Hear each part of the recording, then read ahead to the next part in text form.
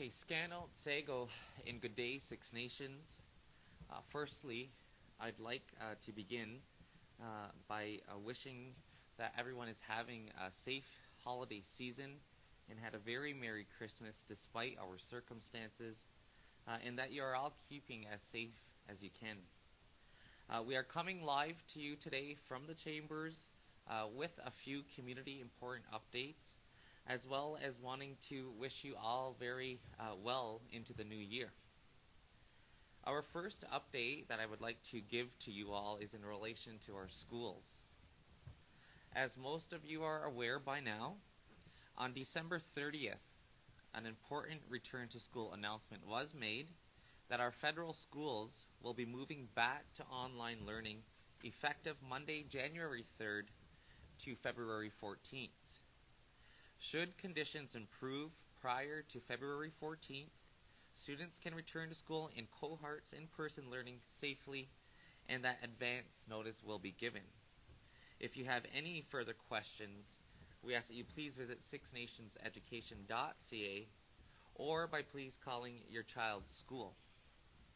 I also wanted to do this live video just to have, again, this in-person conversation with our community to make the point of how we all understand the challenges that this decision has had on multiple families in our community overall, and that we will continue to work with our Director of Federal Schools as well as Indigenous Services Canada to ensure that we have all necessary supports for our students' success. I know there's been a number of issues in relation to online and paper packages, as well as we all know, internet is still an issue for some. These are all areas that we, as the elected council and our partners, are working on so that we can be able to fix these items in a timely manner while our students are back into this phase. Again, I totally hear and feel for our families, our parents, our guardians, our students, our educators, our entire community on this decision, as it's not been easy decisions. And so really just want you all to be rest assured that we will be working diligently and tirelessly to make sure that your students and children rather have the necessary and all necessary supports. Whether that be from technology, resources, supplies, mental health. We know that that's a huge issue currently. And so we really just want you all to feel rest assured that we are working to make sure that everybody will have the necessary support needed during this time. The second update that I wanted to talk about is in relation to our current active cases. So currently we have a total of 105 active cases, and that also means roughly 410 of our community members are in self-isolation. Our assessment center has been operating all this past week. It is also, mind you, it will be closed today and reopening on Monday for testing as well as vaccines all of next week. We will also be looking to work with public health on how we can get more creative on ways to make our vaccines more accessible. What we're seeing in the research is that we need to get as many people vaccinated, and so that's something that we will continue to work on into the new year. As we know, this is the fourth wave. We've been here before. We've seen our numbers increase, and we've also seen them decrease, all by again making sure that we are staying on track with the protocols, wearing of masks, constantly washing your hands, staying home when you're feeling ill, and getting tested when you have the necessary symptoms. Again, this is all things that you are probably tired of hearing, but these are proven facts that will help save our community. And so we really want you, again, to feel rest assured that we are working around the clock, and we have to say a huge Noia to all of our frontline workers, all of our healthcare professionals, all of our nurses, all of our staff at the assessment center, everybody at public health and health services. There is so many people working around the clock for our community, and I really just want to commend each of them for continuing to put our community's health and safety as the top priority. Again, it's very challenging times. There is not a step-by-step guide as to what are the best decisions in this pandemic process that we've been into. We're going on to 22 months of a worldwide health pandemic. We know that this messaging is getting tiring. We know that everyone is frustrated with the restrictions that are in place and so forth.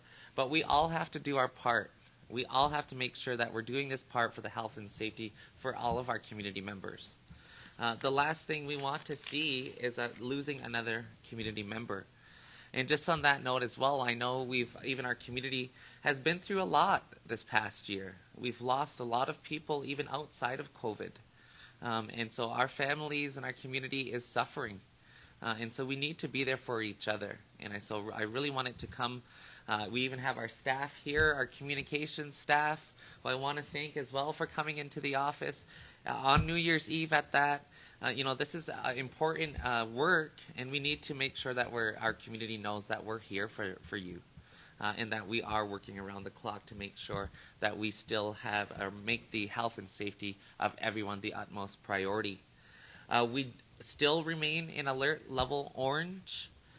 In the new year, changes will be forthcoming regarding our alert system in its entirety. As you can imagine, there is so many changes that have been made, even from provincial guidelines. For example, looking at the quarantine time period, for those that are vaccinated, the quarantine time period now states 5 days. For those who are unvaccinated, the quarantine time period is at 10 days. So, there's so many things that have been changing with this pandemic. And so we need to make sure we're adapting to those changes so that we have the best outcome.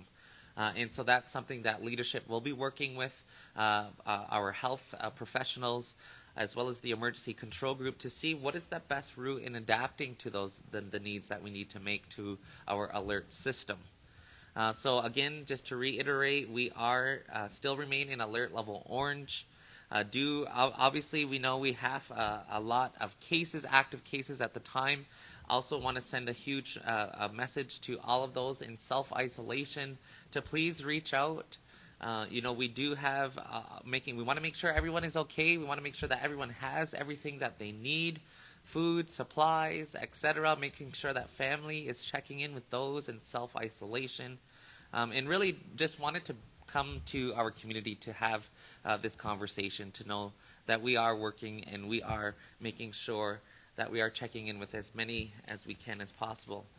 As we all know as well, it's New Year's Eve, so please check in with our elders, check in with your family members who again are in self-isolation or who may be feeling ill.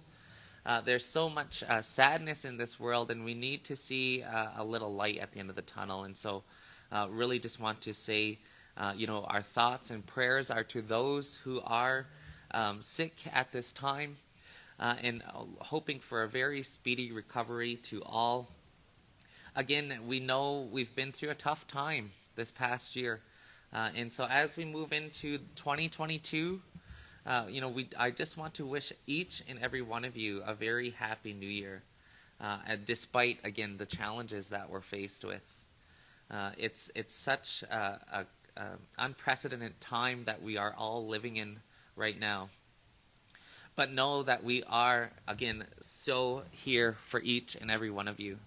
And we will be working to do our best to maintain the health and safety as the top priority. Again, please, I wanted to also say to check in with everyone that you can utilize. I've been seeing a lot on social media and people utilizing technology. We are limiting the number of gatherings, so please, in your New Year's Eve celebrations, please stay safe, be healthy, and really just want to, again, wish everyone Noia. Again, we will be going into 2022 in a better position if we all come together and really be able to fight this COVID and this fourth wave. We've, like I said before, we've already been here, and it's been proven as a community what we can do when we do things together. And so really just wanted to provide this live update on these important community messages, as well as, again, wish every single one of you a Happy New Year. And please stay safe, stay healthy, and we'll see you all in 2022 with some changes that we will be forthcoming and making sure that we are given enough notice to our community on what those changes look like and what it means for our community here at Six Nations. So with that being said, Noia, all the best, and look forward to working with all of our leadership in the new year and working for the betterment of all of our people here in Six Nations. Thank you, Nyawa, and Happy New Year.